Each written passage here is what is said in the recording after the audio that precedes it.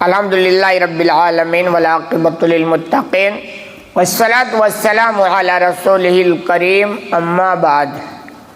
باتیں بنی اسرائیل کے واقعات کے تعلق سے چل رہی ہیں۔ حدیث نمبر 3471 عن ابی ہریرہ رضی اللہ عنہ قال صلی رسول اللہ صلی اللہ علیہ وسلم صلاۃ الصبح ثم اقبل علی الناس۔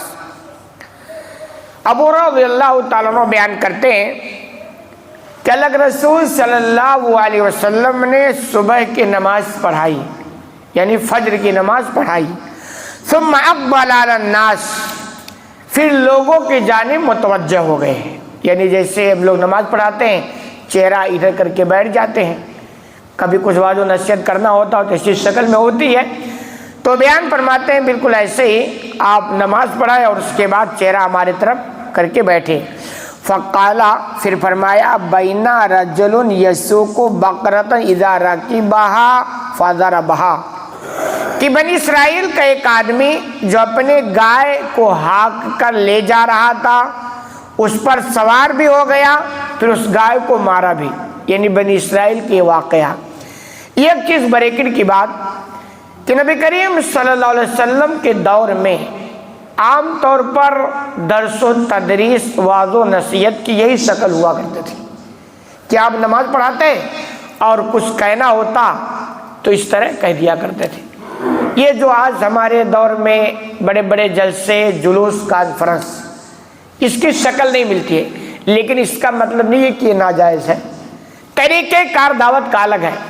وجہ کیا؟ وجہ یہ ہے کہ اس دور میں جتنے مسلمان ہوتے تھے سب مسجدوں سے جڑے ہوتے تھے، اذان ہوگی سب مسجد میں آنا، اور آپ صلی اللہ علیہ وسلم کو کوئی واضح نصیحت کرنا ہوتا تو سب جڑے ہوئے ہوتے، یہاں بیٹھے بیٹھے سب پیغام پہنچا دیتے تھے۔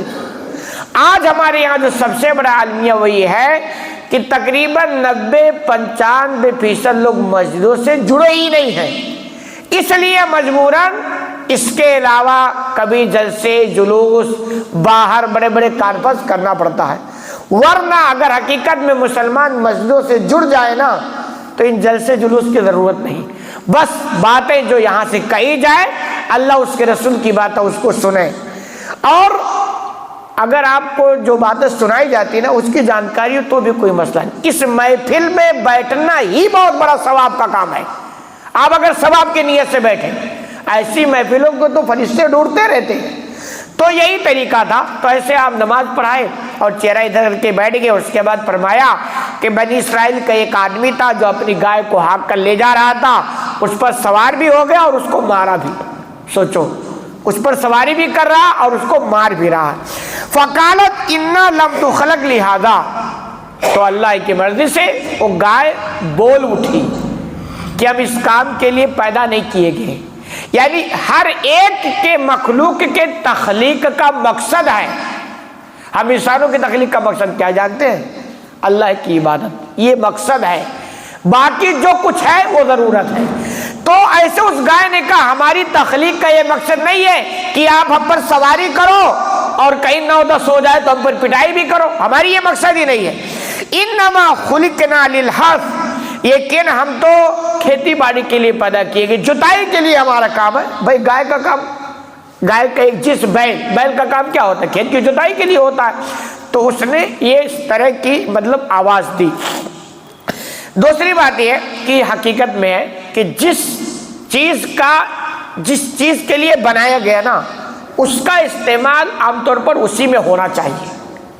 اب ظاہر سی بات ہے میری ایک فیلڈ الگ ہے، اب مجھے تم کمپیوٹر پر بیٹھا دو اور کہو ایسا ایسا کرو تو ظاہر سی بات ہے یا تو کمپیوٹر کے ساتھ ظلم ہوگا یا میرے ساتھ ظلم ہوگا، میں اس فیلڈ کا ہوں ہی نہیں نا۔ تو ایسے اس نے یہ بات کہی کہ ہماری تخلیق کا ایک مقصد نہیں ہے۔ فقال الناس سبحان اللہ، جب یہ بات لوگوں نے سنی تو لوگوں نے کہا سبحان اللہ، یعنی سبحان اللہ کا مطلب اللہ کی ذات پاک ہے۔ تعجب کے وقت ایسا کہا جاتا ہے اور اس سے اللہ کی بڑائی بیان ہوتی ہے۔ بقرۃ تکلم، یہ گائے اور بات کر رہی ہے، تعجب کا معاملہ نہیں، گائے اور بات، آپ کے محلے میں کوئی گائے اور بات کرنے لگ جائے تعجب کی بات ہوگی نا، تو یہ تعجب ہے۔ تو کہہ رہے فَإِنِّي أُؤْمِنُ بِهَذَا أَنَا وَأَبُو بَكْرٍ وَعُمَرُ، चुनांचे आप सल्लल्लाहु अलैहि वसल्लम ये तो वाक़या अपना नहीं बयान कर रहे हैं, ये बनी इसराइल का वाक़या बयान कर रहे हैं, यानी आपने भी इसको देखा नहीं, लेकिन आपको बताया गया अल्लाह की जानिब से कि ऐसा वाक़या हुआ, तो आप बयान कर रहे हैं। बयान करने के बाद कहते हैं मैं इस पर यकीन रखता हूं, मेरा ईमान है कि ऐसा हुआ है। क्यों? अल्लाह ने कहा और अल्लाह के जरिए ये पैगाम मिला, तो जाहिर सी बात ये ईमान का हिस्सा है। इसी तरह अगर हम ये कहें यार ये तो मुमकिन नहीं है, तो समझ में नहीं आता है, ये हमारी ईमान की बात है, ईमान आप धो बैठेंगे। क्यों? जो चीज अल्लाह उसके रसूल से सही तरीके से साबित हो गई उस पर हमें आमन्ना और सदकना कहना है। क्यों? हर चीज आपके समझ में नहीं आ सकती है।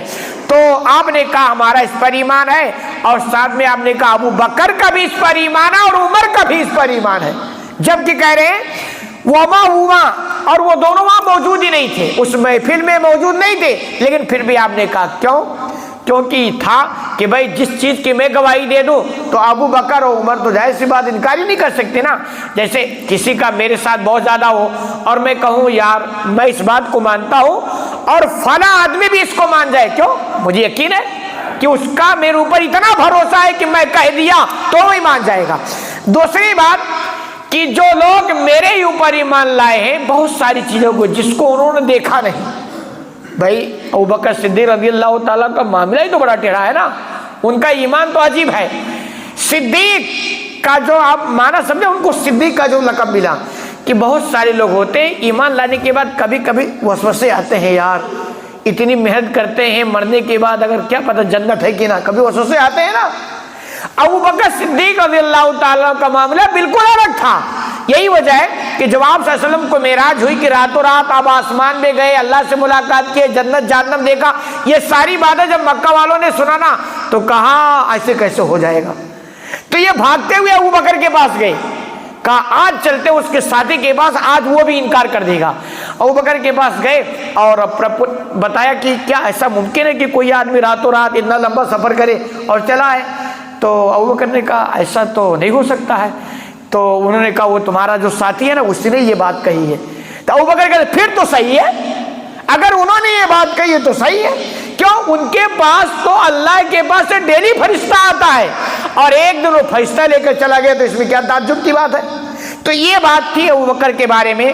तो अल्लाह के रसूल ने कहा मैं भी गवाही देता हूँ, मेरा भी ईमान है, अबू बकर भी इस पर ईमान रखते हैं, उमर भी ईमान रखते हैं।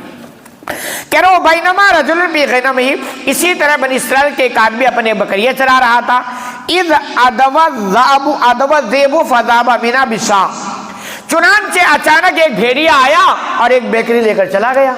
एक आदमी अपनी बकरी चरा रहा था, भेड़िया बकरियों का दुश्मन होता है, वो आया और एक बकरी लेकर चला गया। फतलबा हत्ता कानस्तन कदहा मिनहु, तो वो आदमी अपनी बकरी को छुड़ाने के चक्कर में उस भेड़िए के पीछे भगा। भाई भगा है तो उसको छुड़ाएगा, उसकी कीमत है, उसका माल है।